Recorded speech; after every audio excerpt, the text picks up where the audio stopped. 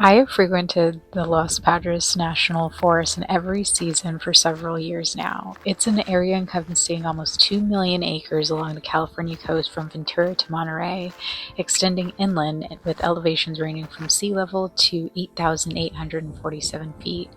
The forest stretches across almost 220 miles from the north to the south and comprises two distinct land divisions. The northern division is within Monterey County and northern San Luis Obispo County and includes the beautiful Big Sur coast and scenic interior areas. The other includes land within San Luis Obispo, Santa Barbara, Ventura, and Kern counties. I have hiked in many places throughout the forest, but the area I'm most familiar with is the Chumash wilderness and the areas surrounding Frazier Mountain. I found myself hiking to the Condor Summit, which is a part of a 400-mile through hiking route that connects the northern and southern parts of Los Padres National Forest. I hiked to the tops of the two highest mountains in the San Ymedeo mountain range, which was formed by many still active earthquake fault lines and numerous now extinct volcanoes in the region. Frazier Mountain is a broad pine-forested peak in the Traverse Ranges system within the Los Padres National Forest in northeastern Ventura County, California. It's part of the San Ymedeo Mountains, and at 8,017 feet, Frazier Mountain is the 16th highest mountain in the Traverse Ranges of Southern California. The San Ymedeo Mountains are part of a transverse ranges in Southern California extending from Interstate 5 at Lebec and Gorman on the east to Highway 33 to 166 on the west.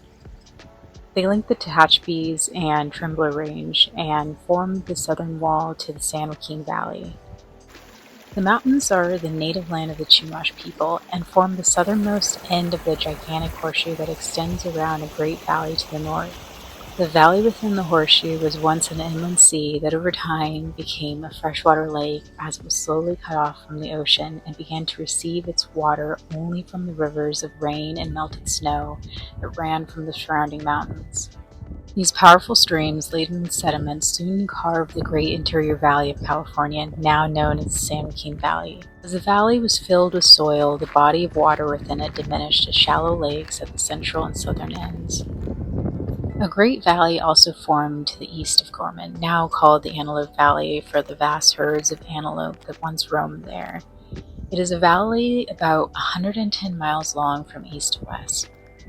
The volcanic mountains in the western half of the valley have some 12 sizable creeks that still flow into the valley, though most fill an underground reservoir. Shell fossils from the inland seas that once covered both the Antelope and the San Joaquin valleys can still be found from the lowlands to the mountain tops surrounding them. The San Ymedeo Mountains are uniquely undesirable in that three major earthquake fault lines pass through or converge there. One of the world's largest faults, the San Andreas Fault, runs in a north-south direction throughout the entire range. The Garlock Fault comes from the northeast and connects with the San Andreas just east of Frazier Park, while the Big Pines Fault comes from the northwest and meets the San Andreas of the community of the Lake of the Woods. Signs of fault activity, such as crevices, mounds, uplifts, etc., are easily recognizable throughout these mountains.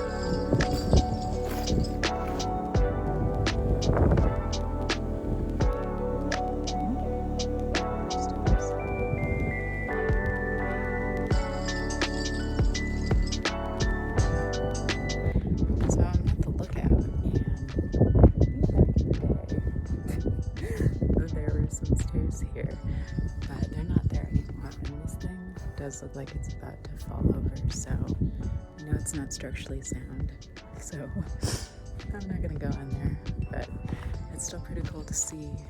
It's cool that it's here. Definitely off limits to the public though, so I wouldn't climb it.